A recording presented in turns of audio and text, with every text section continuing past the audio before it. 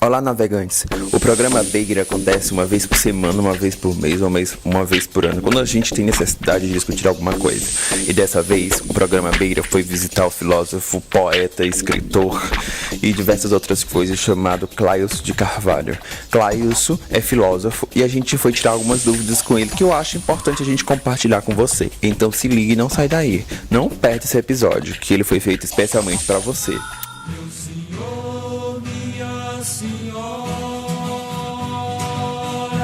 vou indo esse mundo afora, num canto que é tão valente, mesmo se está contente, fala sempre a toda hora.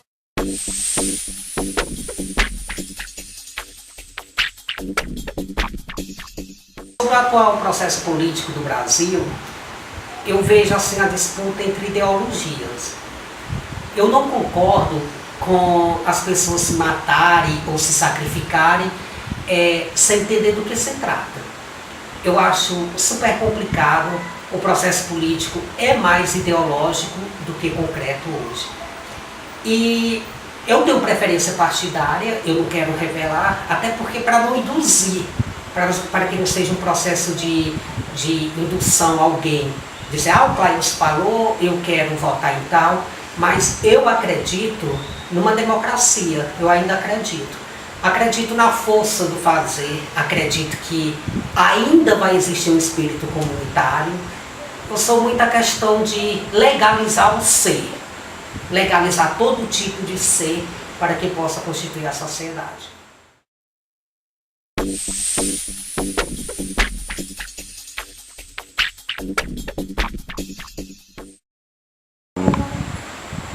O processo de construção da imprensa em relação ao que a mídia está fazendo, eu acho muito complicado.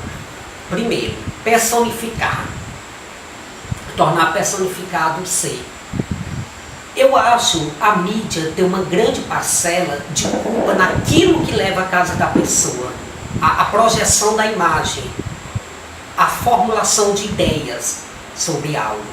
E tudo isso é muito complexo. O que eu quero falar com isso? Resumindo o texto, quero dizer que, enquanto mais a mídia propõe endeusar ou desmistificar alguém, torna-se totalmente complexo, porque a comunicação é de massa.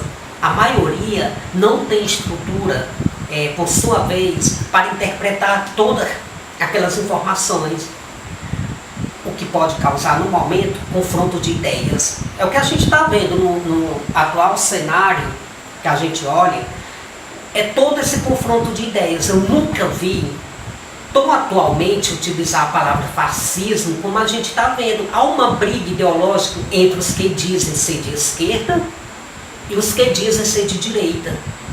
E a palavra fascismo, de herança pós-guerra, de Mussolini, a gente vê o que? A questão de a pessoa quer perpetuar o poder.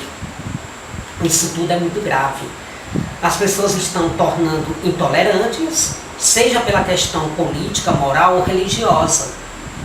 O confronto de ideias está fazendo as pessoas ficarem diferentes, o que é grave, grave para o processo de educação, grave para o processo de bem comum.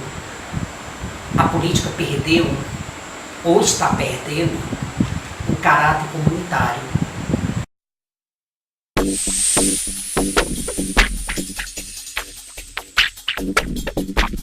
A juventude, ela está cada vez pensando sobre ser centro de alguma coisa. O que a gente está assistindo são episódios de querer legalizar, de fazer o que é certo e de achar que pode se inserir na sociedade. Eu vou dar um exemplo. Onde eu estive em uma determinada avenida aqui de Teresina e acompanhei, embora não ativamente, o que eles chamam a 15ª Marcha da Maconha. Então, o que eu senti foi que as pessoas queriam o quê? Inserir naquele contexto que há necessidade de legalizar. Parece que o que é proibido, seja juridicamente, seja pelas leis, e assim como for, o que é proibido está chamando atenção, está vindo florescer nesse contexto que a gente está vivendo. E aí a gente percebe, há grupos divididos, sim, há ideologias políticas divididas, claro que sim, há uma moral política. Olha, falar de moral é tão complicado porque falar de moral é falar de uma essência indispensável para o ser humano. E daí, nesse confronto de ideias, a gente sente que não existe a essência, o que é o respeito humano. Aí a moral sai de uma moral política e torna-se desmoralizada. A juventude, quanto a essa questão, acompanha todos os episódios que a mídia chega e traz até a casa do cidadão, está se sentindo manipulados. Manipulados por quê? Porque os aparelhos ideológicos do Estado, seja os aspectos religioso, político e econômico, ele tem grande influência na personalidade.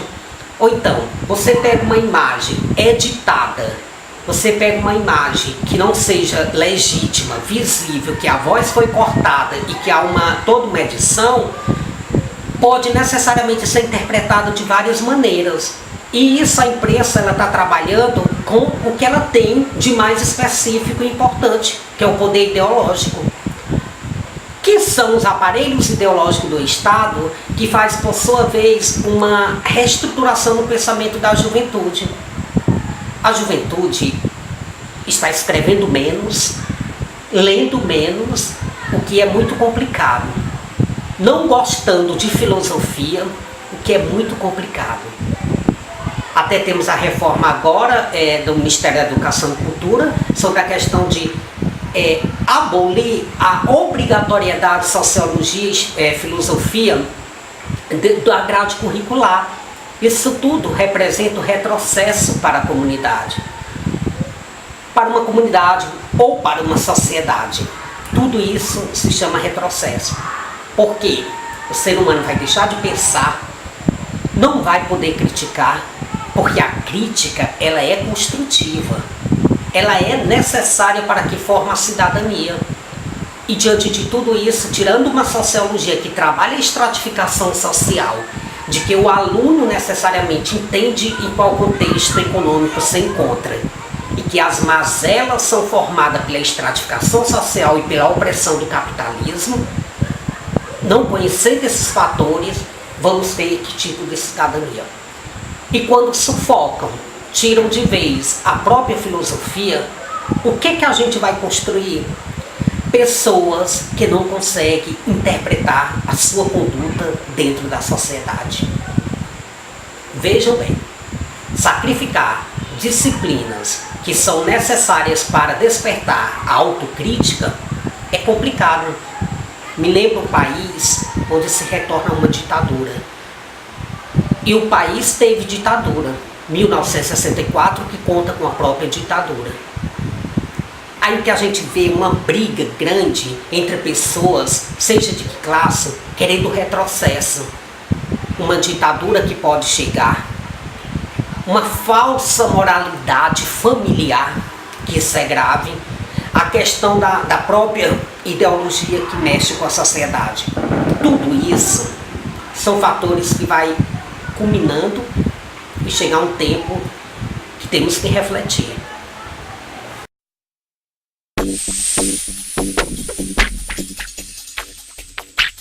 O que a gente tem trabalhado na escola e também no grupo social é que é muito interessante o seguinte: ideologia de gênero não, identidade de gênero, a própria identidade de gênero. Porque o ser não foi criado por ideias, mas foi concretizado por uma identidade. Porque são concretas os atos praticados por eles. São concretas também a questão da própria afetividade, seja com pessoas héteros, seja com homossexuais. Como que eu estou vendo a juventude entrando nesse aspecto, se direcionando à questão da ideologia de gênero ou a identidade de gênero, seja que autor comentar? Eu vejo o seguinte: as pessoas estão inclinadas a ser mais desafiadoras, estão mais desafiando. A teledramaturgia, por sua vez, também está fazendo esse papel. O teatro também tem colaborado. Toda estrutura literária que a gente tem, e por sua vez a questão da sétima arte perfeita, o cinema também retrata a questão de gênero. Ou então, estamos aparelhados por todos os tipos que norteiam a questão de gênero. E o que a gente está sentindo hoje é a questão da resistência. De um lado divide o tradicionalismo, a questão moral familiar, de um outro as pessoas que dizem que tem liberdade sobre o próprio corpo. Ou então tudo isso é uma discussão que vai gerando na sociedade, as pessoas querem autonomia. A autonomia de querer viver seu espaço. É como cada pessoa tem que viver no seu próprio quadrado. E ninguém pode interromper. E diante de ideias diferentes vai tendo choques. E o choque mais forte é quando se trata da questão religiosa. Por sua vez, o dogmatismo, ele entra na sociedade de uma maneira forte. E a pessoa se lança o quê? A pessoa que é atingida, a pessoa vai se achar o quê no momento? Submissa. Ou então esse confronto de ideias de gênero, eu acho uma evolução para a sociedade de hoje. Está sendo uma evolução. Estamos sentindo cada vez mais a discussão presente. E, em contrapartida, a gente tem um número altíssimo de violência contra os homossexuais. O Brasil dispara na questão das estatísticas de violência contra os homossexuais. Isso é reflexo de uma política de insegurança. Isso também é reflexo da falta de estrutura ideológica de construir a identidade do ser. Enquanto ficar só ideologias e não acreditar que existe a identidade do ser, complica a situação.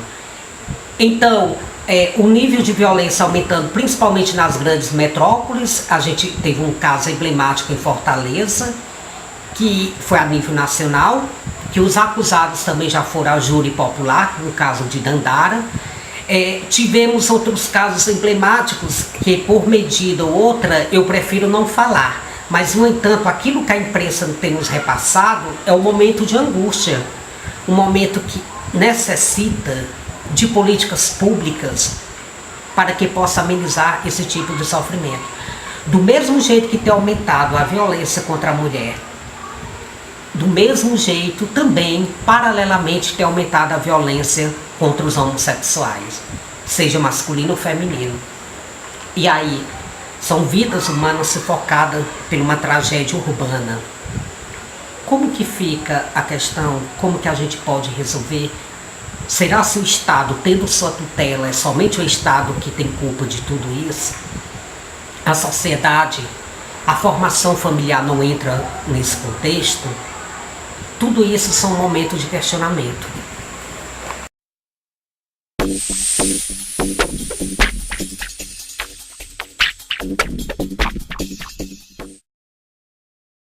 Eu sou Clailson de Carvalho, graduado em História e também em Filosofia, pós-graduado em Metodologia do Ensino da Pesquisa em História do Brasil, também com a questão da identidade de gênero.